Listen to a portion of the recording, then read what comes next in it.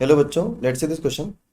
During secondary growth, at some places, the cambium forms a narrow band of parenchyma which passes through the secondary xylem and the secondary phloem in the radial direction. These are called medullary rays, phalloderm, secondary medullary rays, fascicular cambium. इस question में हमसे पूछा गया है कि secondary growth के time पर कुछ स्थानों पर क्या होता है कि जो कैम्बियम है ये एक नैरो बैंड बनाती है पेरेन्काइमा का, जो कि सेकेंडरी जाइलम एंड फ्लोएम के थ्रू रेडियल डायरेक्शन में जाता है। ठीक है, ऑप्शन ए दे रखा है मेडुलरी रेज, तो इट इज इनकरेक्ट क्योंकि मेडुलरी रेज जो होता है वो प्राइमरी टाइप का टिश्यू हो गया। ठीक है, और यहाँ पर बात हो रही है ड्यूरिंग सेकेंडरी ग्रोथ की, तो मेडुलरी रेज जो है at the time of secondary growth ये वहां पर नहीं पाया जाएगा। ऑप्शन बी में है फेलोडर्म, तो it is also incorrect. Phelloderm होता है सेकेंडरी कॉर्टेक्स।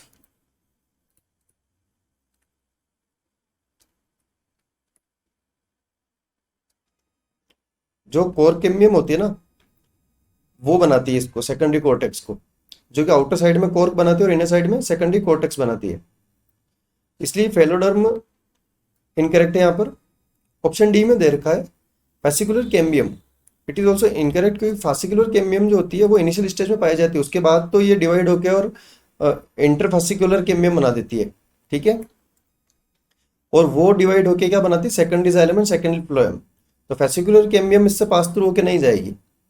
ऑप्शन सी में है secondary medullary race, it is correct because क्या होता है कि suppose this is part of stem, तो यहाँ पर जो कैम्बियम है वो पेरेन्काइमा सेल को बनाएगी, जो कि इस टाइप से सेकेंडरी जाइलम और सेकेंडरी फ्लोएम से होते हुए निकलेंगे। जैसे यहाँ पर suppose this is the secondary xylem and उसके बाहर जो होता है वो सेकेंडरी फ्लोएम होता है, ये होता है phloem and this is xylem. तो ये पेरेन्काइमा की सेल्स जो होती है कुछ कुछ स्थानों पर जैसे इस टाइप से इन दोनों को क्रॉस करते हुए निकलती है, और वो क्या होगा सेकेंडरी मेडुलरी रेज होती है।